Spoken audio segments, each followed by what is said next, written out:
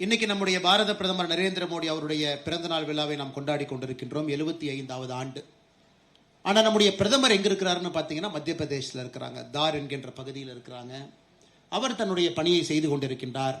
மக்களுக்கு செய்ய வேண்டிய பணி. மத்திய பிரதேசத்தில் இன்னைக்கு ஒரு மித்ரா ஆடை பூங்கா அதனுடைய திறப்பு விழா. குறிப்பாக பெண்களை மையப்படுத்தி ஒரு புரட்சிகரமான அவர்களுக்கு சுகாதாரத்தை மையப்படுத்தி ஒரு புதிய திட்டத்தை இன்னைக்கு அறிவிச்சிருக்கிறாங்க. அவருடைய பணி எப்பொழுதும் போல் செய்து கொண்டிருக்கின்றார்கள். அவருக்கு எதுவும் இந்த நாளில் எந்த மாற்றமும் கிடையாது. மற்ற அரசியல் தலைவர்களை போல இன்னைக்கு எந்த அரசியல் தலைவராக இருந்தாலும் சாயங்காலம் இன்னைக்கு ஒரு பெரிய மேடை இருந்திருக்கும். எல்லா கூட்டணி கட்சி தலைவர்களை அழைத்திருப்பார்கள். அதில் அந்த பிறந்த நாள் யாருக்கு இருக்கோ அந்த தலைவரும் மையத்தில் இருப்பாங்க.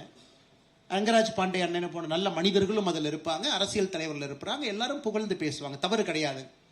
அதுதான் இந்தியன் பொலிட்டிக்கல் பேட்டர்ன். எல்லாரும் அந்த ஒரு நாள் வாழ்த்தி அவருக்கு மரியாதை செலுத்தி அவரும் அதை ஏற்புரை ஏற்றுக்கொண்டு அதை நாம் எல்லாம் சேர்ந்து பாராட்டுவோம். ஆனால் இந்த பேட்டர்ன் எல்லாம் உடைச்சு அரசியல்ல தன்னுடைய பிறந்த நாளாக இருந்தாலும் எந்த நாளாக இருந்தாலும் அது சேவை நாளாக இருக்க வேண்டும் என்று அவர் நடந்துக்கிறத பார்த்து பாரதிய ஜனதா கட்சி நம்முடைய பிரதமர் அவர்களே இன்னைக்கு சேவை பண்ணும் பொழுது நாம் பிரதமரை ஒரு தனிப்பட்ட மனிதனாக கொண்டாடக்கூடாது என்பதற்காக நம்முடைய தேசிய தலைவர் அவர்கள் ஒரு முடிவெடுத்து கடந்த பல வருடங்களாக இது சேவா பக்குவாடா சேவை வாரமாக 17 செப்டம்பர் நம்முடைய பிரதமருடைய பிறந்த நாள் ஆரம்பித்து 2 அக்டோபர் மகாத்மா காந்தி அவருடைய பிறந்த நாள் வரை 15 நாட்களும் ஒரு கட்சியினுடைய தொண்டனும் நீங்க சேவையில் மட்டும்தான் இருக்கணும். இப்போ தமிழ்நாடு போன்ற ஒரு மாநிலத்தில் நமக்கு தெரியும் இங்கே இருக்கக்கூடிய அரசியல் எமோஷனல் பாலிடிக்ஸ் எல்லாம்.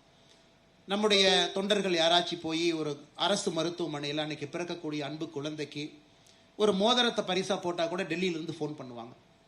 பரிசு கொடுங்க, அந்த குழந்தைய வாழ்த்துங்க, ஆனால் தனிப்பட்ட முறையில் கொடுங்க.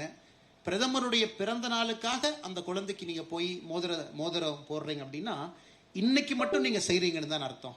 தயவு செஞ்சு செய்யாதீங்க அப்படின்னு ஃபோன் பண்ணி அறிவுறுத்துவாங்க. இதெல்லாம் ரொம்ப ஆச்சரியமான விஷயம். ஒரு அரசியல் கட்சி எப்படி தன்னுடைய தலைவனை பார்க்கிறது என்பதற்கு பாரதிய ஜனதா கட்சி ஒரு உதாரணம். எத்தனையோ முறை தொலைபேசியில் அழைப்பார்கள். டெல்லி அலுவலகத்திலிருந்து கூப்பிடுவாங்க. நீங்கள் போடுங்க, நாங்கள் வேண்டான்னு சொல்ல. அது எதுக்கு விளம்பரப்படுத்துறீங்க? அது எதுக்கு அந்த குழந்தைக்கு, அந்த பெண் குழந்தைக்கு, ஆண் குழந்தைக்கு நான் போட்டேன், போடுறது நல்ல விஷயம். அப்போ டெய்லி போடுவீங்களா? இன்னைக்கு மட்டும் போட்டுட்டு அந்த குழந்தைய மறக்கிறீங்க. உடனே நம்முடைய கட்சிக்கு அறிவுறுத்தணும். ஓகே, அதற்கு பதிலாக செல்வ மகள் சேமிப்பு திட்டத்தை எடுங்க. அந்த குழந்தைக்கு பிறந்த நாள் அன்னைக்கு நீங்கள் ஒரு அக்கௌண்ட் ஆரம்பிங்க. வருஷம் பிறந்த நாள் அன்னைக்கு அக்கௌண்ட் போடுங்க.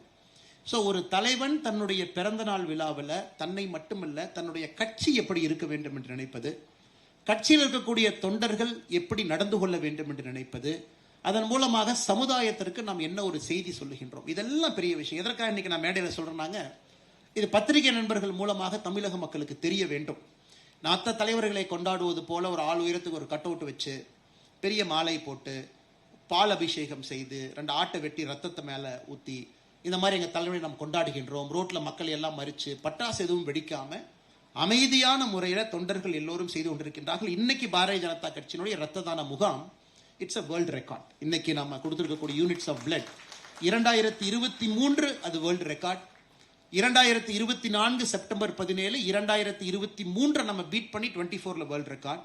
இன்னைக்கு 25 இன்னைக்கு வந்திருக்கக்கூடிய தகவல் என்ன முழுமையாக வரல, அதனால தான் நான் டேட்டா சொல்லிங்க.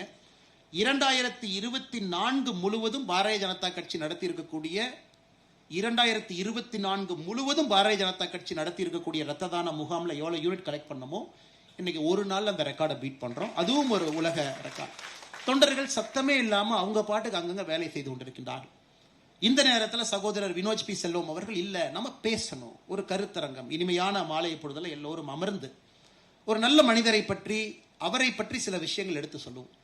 அதன் மூலமாக யாரோ ஒரு இளைஞனுக்கு எங்கேயோ ஒரு மாற்றம் இருக்கும், ஒரு சின்ன குழந்தைக்கு ஒரு மாற்றம் இருக்கும், பெற்றோருக்கு ஒரு மாற்றம் இருக்கும், வாக்கு செலுத்துவர்களுக்கும் கூட இதுக்கு தான் நம்ம ஓட்டு போடுறோமா அப்படிங்கிற ஒரு முழு புரிதலை கொடுக்க வேண்டும் என்பதற்காக இந்த நிகழ்வை ஏற்பாடு செய்திருக்கின்றார்கள். அதற்கு மறுபடியும் அண்ணன் ரங்கராஜ் பாண்டே அவர்கள் எவ்வளவு முக்கியத்துவம் வாய்ந்த ஒரு நிகழ்வுக்கு வந்திருக்கிறாங்க. அதாவது ஒரு அரசியல் கட்சி மேடை கிடையாது, ஆனா இருப்பவங்க அரசியல் கட்சியில் இருக்கலாம், பிடித்த கட்சியில் இருக்கலாம், ஆனா ஒரு மனிதருக்காக இந்த விழாவை நடத்த வேண்டும் என்று வந்திருக்கக்கூடிய எல்லோருக்கும் மறுபடியும் என்னுடைய வணக்கத்தை தெரிவித்துக் கொள்கின்றேன்.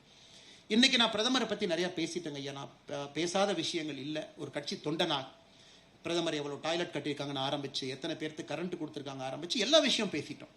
அதனால் இன்று காலையிலிருந்து என்னுடைய யோசனை என்ன பேசலாம், புதுசாக ஏதாச்சும் பேசலாம், ஒரு வித்தியாசமான பார்வையில் நம்முடைய பிரதமரை கொண்டு போய் மக்கள் முன்னாடி நிறுத்தணும். நம்முடைய மக்களுக்கு பிரதமருடைய முழு ஆற்றலை நம்மால் முடிந்த அளவுக்கு ஒரு தனிப்பட்ட மனிதனாக, கட்சியினுடைய தொண்டனாக புரிய வைப்பதற்கு முயற்சி எடுக்கணும் அப்படிங்கிறது என்னுடைய யோசனை. இன்னைக்கு